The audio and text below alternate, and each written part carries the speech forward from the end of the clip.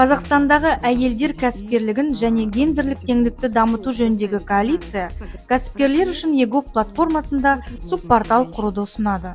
2021 жылғы желтоқсанда Орталық Азия елдеріндегі әйелдер кәсіпкерлігінің күн тәртібі атты Wage өңірлік бағдарламасы шеңберінде 30-дан астам әйелдер бизнес қауымдастықтары мен азаматтық қоғамның әйелдер ұйымдарын біріктірген Қазақстандағы әйелдер кәсіпкерлігін және гендерлік теңдікті дамыту жөніндегі коалиция құрылды. Аталмыш ұйым Қазақстандағы әйелдер кәсіпкерлігінің күн тәртібін әзірледі.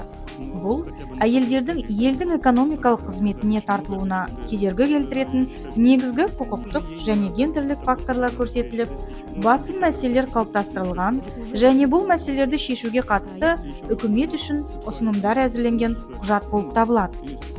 Мәселен, күн тәртібіндегі ұсынымдар шеңберінде Ұлттық экономика министрлігі және цифрлық даму, инновациялар және аэроғарыш өнеркәсібі министрлігі Атамекен ұлттық кәсіпкерлер палатасымен бірлесіп, кәсіпкерлер үшін егов платформасында кәсіпкер әйелдерге арналған бизнес туралы ақпаратпен қамтылған жеке беті бар бір терезе қағидатына негізделген бірыңғай портал құру қажет. Ішкі порталды мынадай негізгі бөлімдерден құруға болады.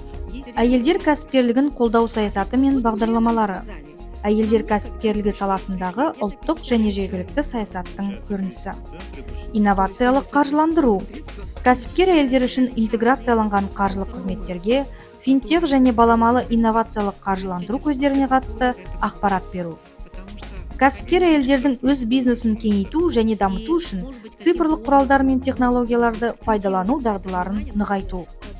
Әйелдер кәсіпкерлігін дамытуға ықпал ететін мүмкіндіктерді ұсынатын онлайн оқыту орталығы, онлайн тәлімгерлік бағдарламалары, жаңа бизнес мүмкіндіктері туралы хабардарлықты арттыру, әйелдер бизнес ұйымдарының жеке дерек қорын құру, онлайн бизнес кеңесшілер, қолдау қызметіне сұрау салу.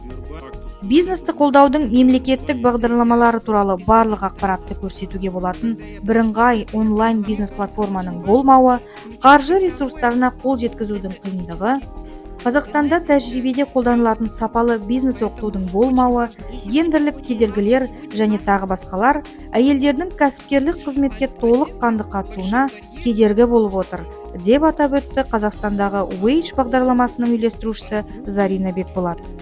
Коалиция жоғарыда аталған кедергілерді азайту және Қазақстан әйелдерінің кәсіпкерлік қызметін дамытудағы мақсаттарға қол жеткізу үшін өз күштерін біріктірді.